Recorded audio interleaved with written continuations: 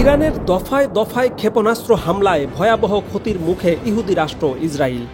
ইহুদি এই রাষ্ট্রটির দিকে ইরান থেকে প্রতি মুহূর্তে ধেয়ে যাচ্ছে অজস্র আন্তঃমহাদেশীয় ব্যালিস্টিক মিসাইল, যেগুলো আছড়ে পড়ছে রাজধানী তেল আবিব, বন্দরনগরী হাইফা সহ বাত ইয়ামাম এবং রেহভতের মতো শহরগুলোতে। শব্দের চাইতে 6 গুণ গতিসম্পন্ন হাইপারসনিক মিসাইল হিট করছে ইসরায়েলের সমুদ্র বন্দর, বিদ্যুৎ স্থাপনা এবং উচ্চপদস্থ সরকারি কর্মকর্তাদের আবাসিক এলাকায়। ইরানের এই ভয়াবহ পাল্টা হামলায় ব্যাপক ক্ষয়ক্ষতির শিকার হলেও সেই তথ্য ধামাচাপা দেওয়ার চেষ্টা করছে ইসরায়েল সরকার। ইরানের মিসাইল হামলায় সেখানে মাত্র 10-12 জনের প্রাণহানির কথা স্বীকার করা হলেও বাস্তব সংখ্যা আরও বেশি বলে ধারণা করা হচ্ছে। উদাহরণস্বরূপ বাতিয়াম শহরে শুধু একটি ক্ষেপণাস্ত্র হামলাতেই ভবন বিধ্বস্ত হয়ে অন্তত 35 জন নিখোঁজ হওয়ার সংবাদ পাওয়া গেছে, যাদের কাউকেই জীবিত উদ্ধার করার কোনো সম্ভাবনা নেই। এ ধরনের বিভিন্ন পরিসংখ্যান মিলিয়ে ইসরায়েলে নিহতের সংখ্যা 2 শতাধিক বলে ইরানের সূত্রে বিভিন্ন সংবাদ মাধ্যমে দাবি করা হয়েছে।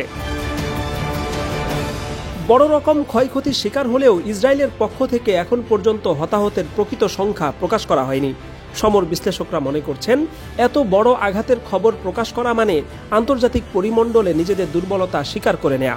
তাছাড়া ইসরায়েল যেই সামরিক সক্ষমতার দাবি করে থাকে এবং আয়রন ডোম সহ বহুমুখী টেকনোলজির মাধ্যমে দুর্ভেদ্য আকাশ প্রতিরক্ষা ব্যবস্থা গড়ে তোলার যে দাবি তারা করে থাকে, তাতে বর্তমানে হতাহতের প্রকৃত সংখ্যা তাদের ব্যর্থতা চোখে আঙুল দিয়ে দেখিয়ে দিবে, যা তারা কোনোভাবেই চায় না।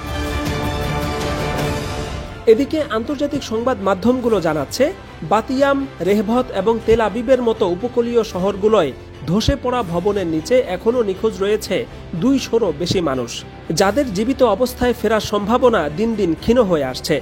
স্থানীয় বাসিন্দারা ধ্বংসস্তূপের নিচ থেকে কান্নার শব্দ শুনেছেন বলে জানিয়েছেন, কিন্তু ইসরায়েল সরকারের কঠোর মিডিয়া ফিল্টারিংয়ের কারণে সেসব তথ্য আন্তর্জাতিক পর্যায়ে সেভাবে উঠে আসছে না। ইসরায়েলি সামরিক বাহিনী এবং মোসাদের যৌথ হামলায় ইরানের শীর্ষ জেনারেলদের হত্যা করে তারা এই ভেবে তৃপ্তির ঢেকুর তুলছিল যে ইরান পাল্টা হামলা করলেও তাদের আয়রন ডোম সেই হামলা ঠেকিয়ে দিবে। কিন্তু ইরানের ব্যালিস্টিক মিসাইল, বিশেষ করে হাইপারসনিক মিসাইল, যা শব্দের চাইতে 6 থেকে 16 গুণ বেশি গতি সম্পন্ন, সেসব মিসাইল যেভাবে ইসরায়েলের সুরক্ষিত শহরগুলোতে আঘাত হানছে, তাতে বেনিয়ামিন নেতানিয়াহুর ঘুম হারাম হয়ে গেছে।